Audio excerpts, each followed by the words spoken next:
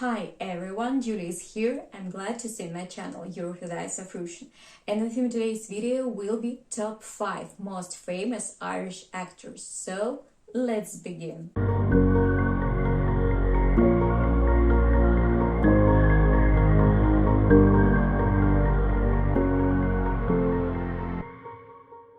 If you have ever communicated with foreigners, especially if you lived abroad, then I think you have been asked more than once the question, where are you from? Because in fact, it's so interesting to understand what roots prevail in someone.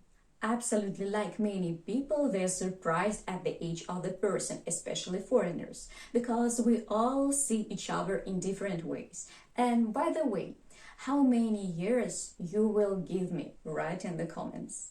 That's for sure, and not all of you watching actors in the movies knew that some of them Irish. Maybe I will surprise someone. I tell you interesting facts from the biography of these persons with recommendation for a movie with their participation. Let's make selection of actors of about same age, who grew up in the different counties of Ireland, from different families, and see if there are common notes. Colin Farrell.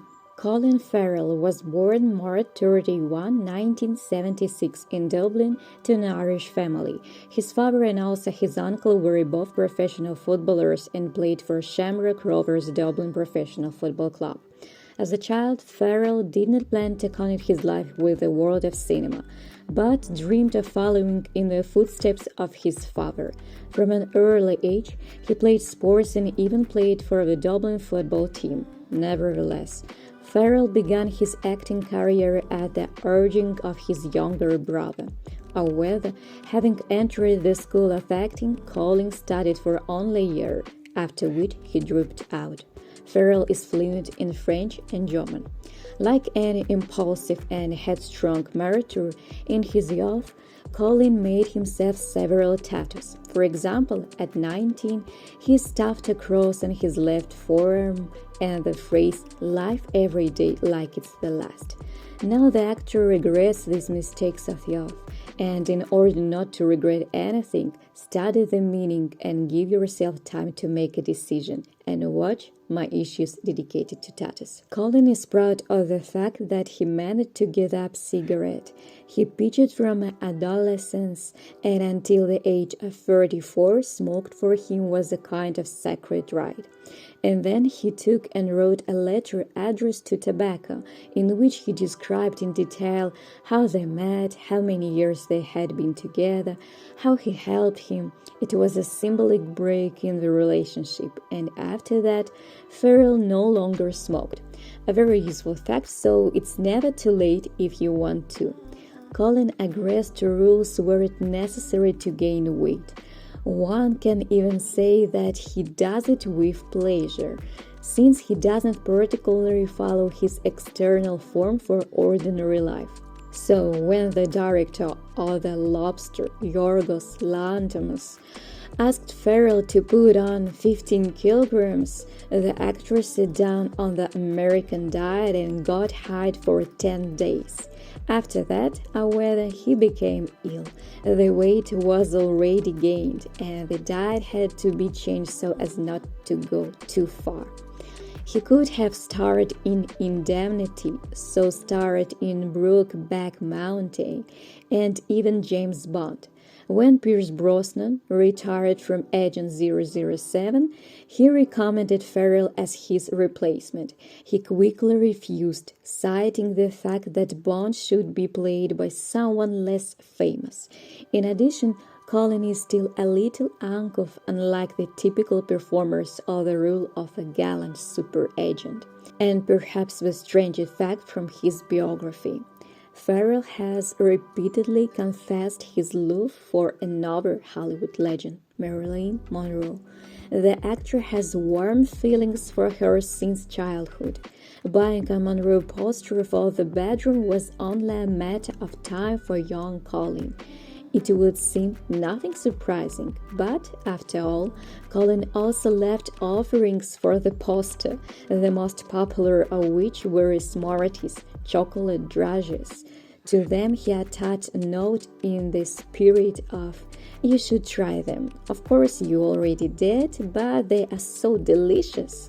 On the Jimmy Kimmel show, the actor regretfully admitted that the poster never reciprocated and he didn't receive any messages from the afterlife.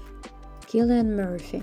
Killian was born on May 25, 1976, in Douglas, Cork. His mother taught French, while his father, Brendan, worked in the Department of Education and Skills. Could have been a rock musician. Killian Murphy was a fan of the Beatles in his youth.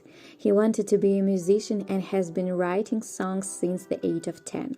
As a teenager, together with his brother, Paddy, created a rock band. According to the actor, they were close to signing a contract with a famous Irish record label, but the deal didn't go through for two reasons. Firstly, the label did not want to deal with the underage Paddy, who was only 16 years old, and secondly, Killian himself was not ready to sell his songs as he thought for next to nothing. In his student years, he began performing in the theater and realized that he wanted to become an actor. Stole the role from Jason Statham. It's hard to imagine now, but Killian Murphy, for whom Peaky Blinders became an important milestone in his career, could not become Thomas Shelby. The creator and screenwriter of the show, Stephen Knight, in an interview said that Jason Statham passed the audition, but at the end of the day, he received a text message from Killian. It read, "Remember, I am an actor." Stephen decided that Murphy was better suited for the role and was not mistaken. The actor's most difficult physiological factor stopped being a vegetarian for the sake of art. Murphy is known as a supporter of vegetarianism, but several times during his career, he betrayed his beliefs. So for the role of a butcher in the film Girl with a Pearl Earring, he learned how to carve meat, and for the role of Thomas Shelby in Peaky Blinders, the actor Murphy began to eat meat in order to quickly gain weight and get in shape. He is one of the main contenders for the role of James Bond and could become Nolan's Batman. Despite his success in Hollywood, the actor lives with his family in Ireland and occasionally performs in the theater. Jonathan Rhys Meyers. The real name of the actor actually sounds like this: Jonathan Michael Francis O'Keefe. He was born on July 27, 1977 in Dublin, Ireland.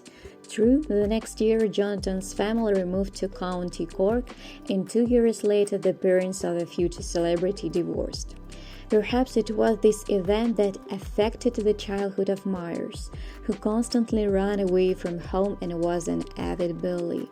Jonathan had no choice but to go into acting in order to avoid the street and prison. It was this craft, by his own admission, that stopped him one step away from crime. The actor spent his first major fee on buying a spacious house for his mother. And in order to further develop his career and not play squishy, the roles of which were predicted for him at auditions, but to audition for more brutal roles, in 2004 the actor began to seriously engage in sports and build up more than 10 kilograms of muscle mass. He has been the face of the Versace menswear collection, and for more than a decade, Jonathan Rhys Meyers has been the face of Hugo Boss fragrances, appearing in numerous campaigns and commercials for the iconic brand.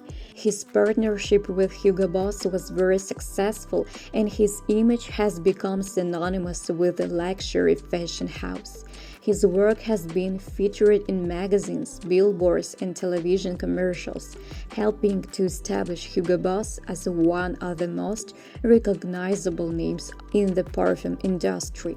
Jonathan has a good ear and a pleasant voice. He himself performed many songs in the films Velvet Goldmine and August Rush, and so successfully that he was even offered to record his own album. By the way, musical talent is Jonathan's family. His three younger brothers are musicians. Meyers received honorary patronage from the Philosophical Society of Trinity College Dublin. Despite loving his job, the Irishman, Jonathan, is not too fond of hanging out with other celebrities. As he pointed out in an interview, he has almost no good friends in the film business. Jonathan prefers to spend time with family and childhood friends. One of the funniest facts about Jonathan Rhys Meyers is that his very first role was in a commercial for Knorr soup. In 1986, when he was only 9 years old, his face appeared on national television and everyone associated him with vegetable soup. Jamie Dornan. Dornan was born in the small town of Hollywood, in Ireland, and grew up in the suburbs of Belfast. His mother, Linda, died of cancer when he was 16 years old. His father, Jim Dornan, was a renowned OB-GYN and amateur actor. And yes, you heard right, the actor spent his childhood years not just anywhere, but in Hollywood. Though not in what is spread out in the hills of California, in the small town of Hollywood in Ireland, which, by the way, is located on the way to my favorite place in Ireland, the Valley of Glendalough, an issue about which I have on my channel. In his youth, Dornan dreamed of a sports career and was seriously involved in playing rugby. He was so talented in the sport that he really seriously considered turning pro plate as a winger for the Belfast Harlequins. While modeling, he has posed for such famous brands as Dear Home, Aquascutum, Hermenegildo Josenia, Hogan and Calvin Klein, and the New York Times even awarded him the title of Golden Body. Dornan is truly the epitome of Renaissance man. He's not only a successful model and actor, but also a gifted singer and guitarist. He even once sang in fairly successful folk band. The band has called Sons of Jim, and once they even opened for Scottish star Kitty Tunstall. The group disbanded in 2008, but the internet remembers a lot, so it's quite possible to find songs and listen to them. Between his love of rugby and football, it's no secret that Dornan is a big sports fanatic. He played rugby quite a lot when he was younger, and when it comes to football, he is a huge Manchester United fan. He is said to be Manchester United season ticket holder, a sure sign of any fan's loyalty. While Dornan has now become synonymous with the 50 Shades of Grey franchise, you might be surprised to find that he was never actually intended to be the first choice for the role of Christian Grey. The role was originally going to be played by Charlie Hunnam from Sons of Anarchy.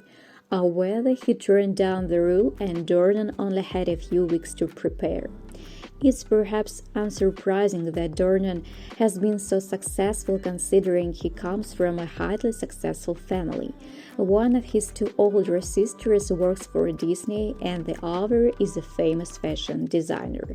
He was ranked third in the ranking of the sexiest man on the planet according to People magazine in November 2014. Fun biographical fact. Dornan has admitted in the past that he has an odd obsession with comedian Don Rickles, who is perhaps best known to youngsters for voicing Mr. Potato Head on Toy Story. He even has a photo with his autograph, which takes pride of place in his bathroom. Donald Gleeson. Donald was born on May 12, 1983 in Dublin, Ireland, to actor Brendan Gleeson and his wife Mary. His name is pronounced Donal, where the M is not pronounced. By the way, the issue of Irish names will be more relevant than ever for viewing.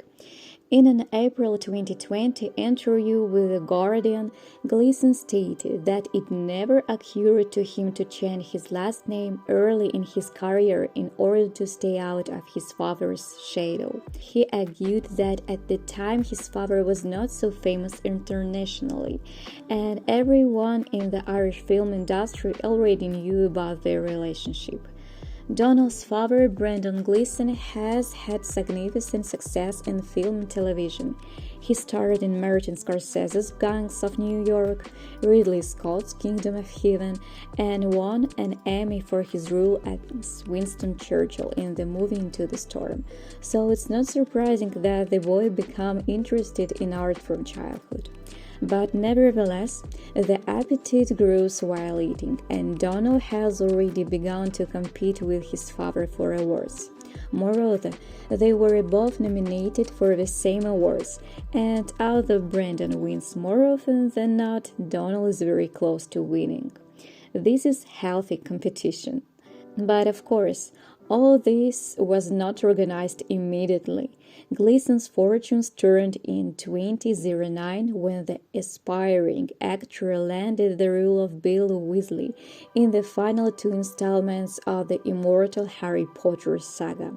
Donald again had to act with his dad. He played the Alastair groom. Such a prospect did not greatly please Donald because he began to try to get out of the shadow of a famous parent. However, the actor also did not want to lose the chance to participate in a large-scale Potterian, so after some hesitation, he agreed to the offer. This project brought the artist's long-awaited fame. In an interview with The Telegraph, Gleeson spoke about his role as Bill Weasley in the Harry Potter franchise. I got this role because I'm redhead. Red hair was my only qualification. I was a Weasley waiting for a role. But he certainly brought to the role more than just hair. And by the way, are all Irish people really red-haired? You can find out by looking at my issue. It's not surprising that the directors fell in love with Donald so much, because for the sake of a worthwhile project he can change beyond recognition. In addition to changing the length and color of his hair, he's ready to weight gain and lose, like he lost pounds for the movie Unbroken, directed by Angelina Jolie. Among other things, he's also a writer, and he has a degree in media arts. Gleeson currently resides in Ballsbridge, Dublin, often traveling around the world for filming. The love of home is still in the blood of the Irish.